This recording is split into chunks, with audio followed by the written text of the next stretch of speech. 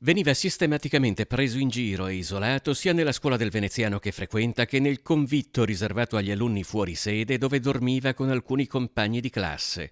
Una sofferenza e un peso enormi da sopportare per un quattordicenne del primo anno, tanto da ingerire 30 pastiglie di un farmaco a base di paracetamolo.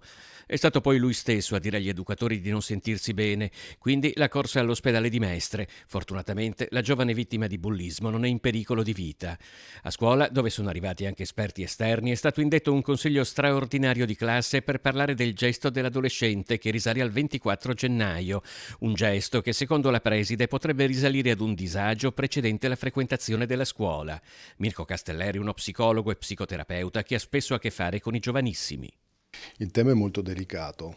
Indubbiamente è da comprendere quali siano le forme di disagio latenti in questo ragazzo e nel tessuto familiare a cui lui apparteneva, per non dimenticare poi anche il tema relazionale a scuola con i compagni.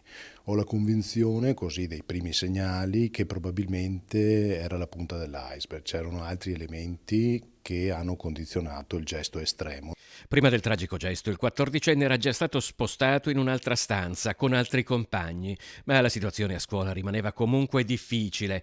4 studenti erano stati sospesi per 10 giorni, uno addirittura a 12, per i loro comportamenti in classe e alcuni giorni fa un professore è stato chiuso dentro l'aula da alcuni studenti, azione che ha fatto partire note collettive.